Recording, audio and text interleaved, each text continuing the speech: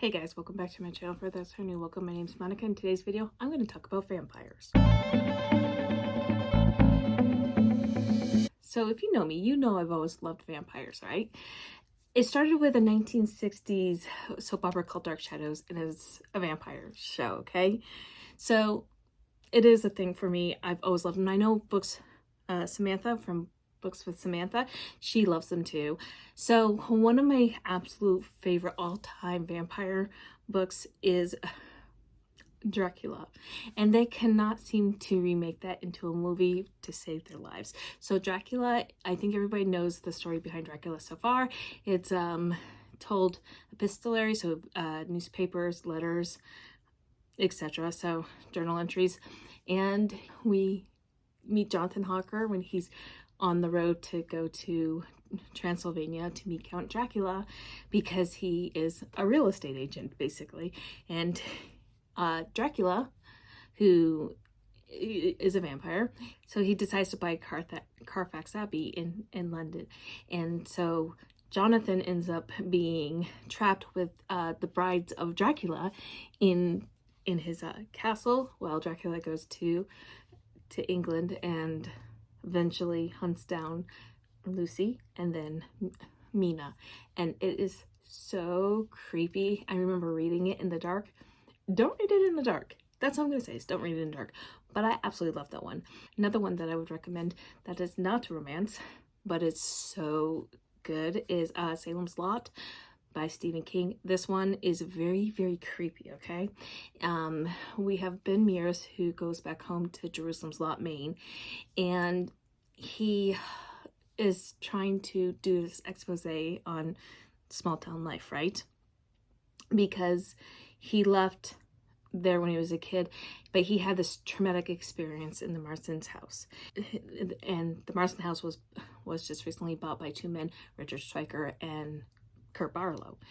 Now it really starts with the death of two boys, Danny and Ralphie Glick, and it takes off from there, where the whole town ends up becoming infested with vampires. It is very slow, very methodical, and very, very, very creepy. My biggest complaint about Salem's Lot is that there was a romantic subplot that did not have a happy ending. That made me so mad. Like, you have no idea how mad it made me.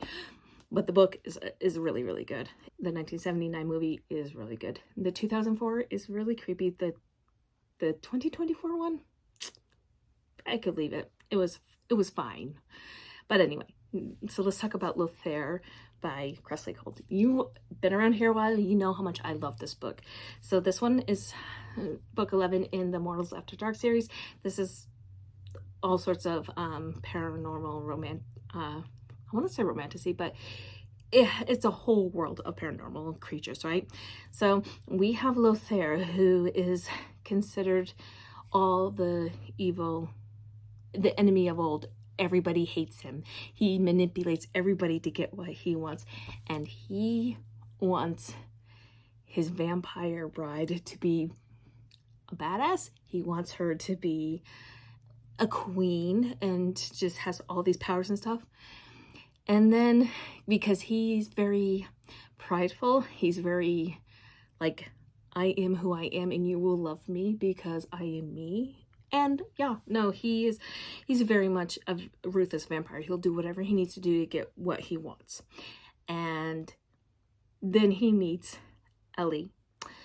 And Ellie Pierce, she is an 18-year-old human girl from backwoods Appalachia. The banter, the conflict, the fact that he's an asshole and she gives it right back to him is fantastic. I love this book so much. He is not a good guy. He is a villain. He's a true villain, but he gets his love story, and Ellie, she gives it back to him like no other. I mean, she mails him her middle finger to say, screw you. I absolutely love Ellie. Like, she is his perfect match because she does not let him boss her around.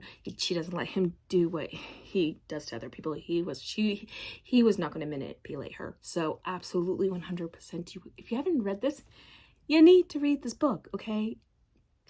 Now, one of my favorites that I don't always talk about, and it's because I saw what she was trying to do, and I think it was good, and it's been talked about a lot lately, and that is Twilight, the whole Twilight saga. So, Breaking Dawn was not good. Like, I didn't really enjoy the Renesmee thing, and I love Secret Surprise Baby, but that was a little off for me. However, I really liked the very first book. It was kind of like a fever dream where Bella, she is definitely a Mary Sue. We all know that, right? We know the flaws in this book. The one thing, though, I have to say, the best book in this series is Eclipse, and the reason why is because there's conflict and there's romance.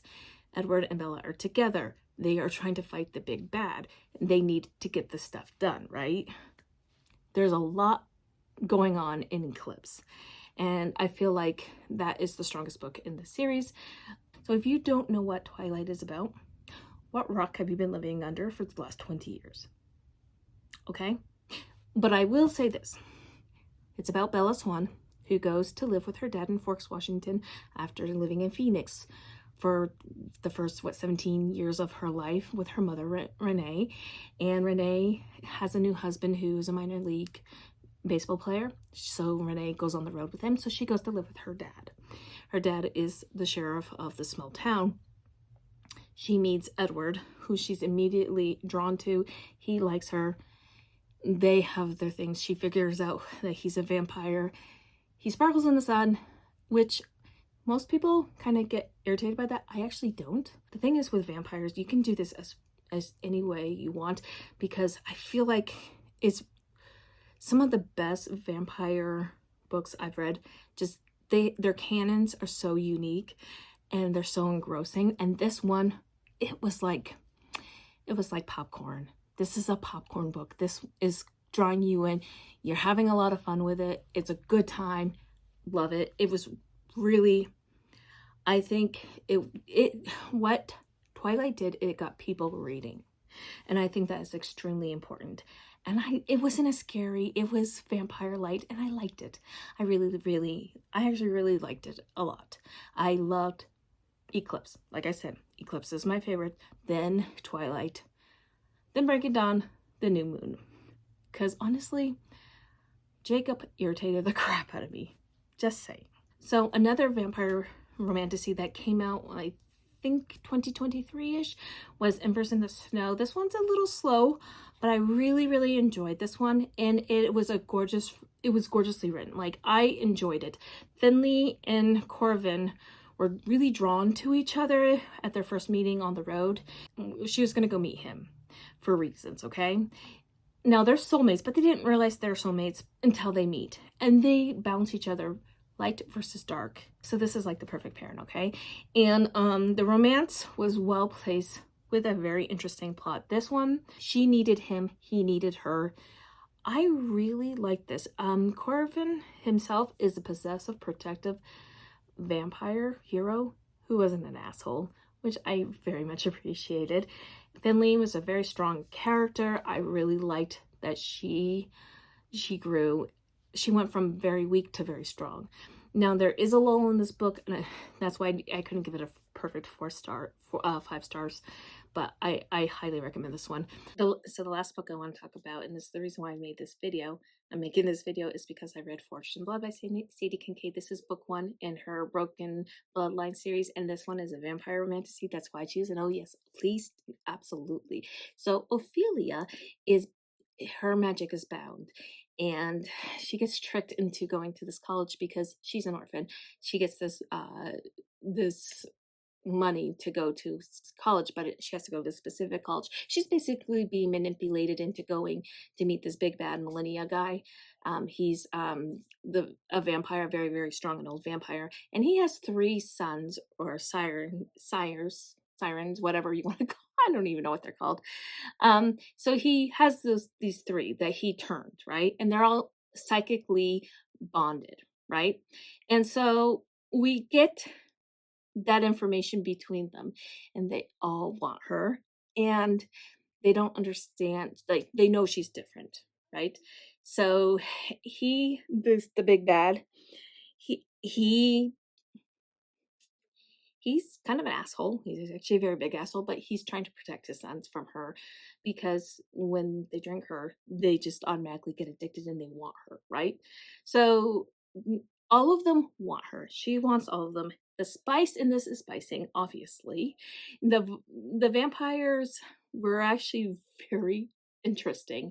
And the fact that there's only a couple ways, like they couldn't be staked, they could go out in the daytime. So Cindy K did some of the lore differently than others, which I don't care. I am actually very good with that as long as I have a good time with it. So it was very funny because I love these vampires because they could go out in the sun. They didn't, if you shoved a stake through their heart, they probably kill you. You had to. There's only a couple ways to really kill these vampires, right? And I like that Sadie Kincaid made this canon her own, right?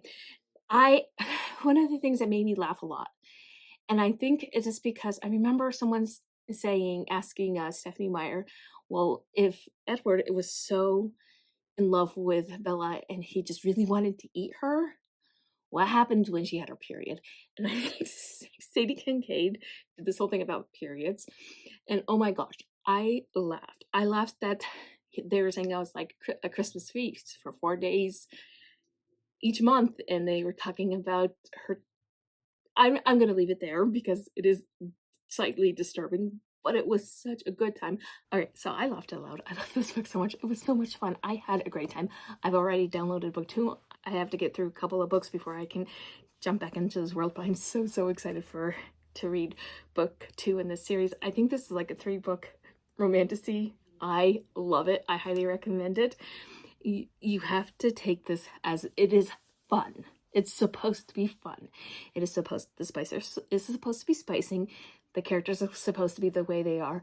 Loved it. Highly recommend it. So, if you want a good old-fashioned dark vampire book, look no further than Dracula or Salem's Lot. If you want something with a little more bite that's fairly dark, I would recommend Lothair as well.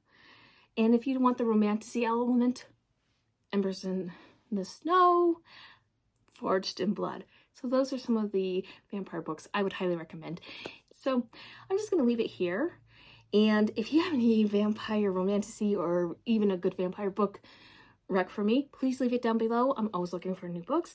And if you made it this far in this video and you want to let me know that you're here, please leave me a blood drop emoji because we're talking about vampires. Until next time, my friends, happy reading. Bye.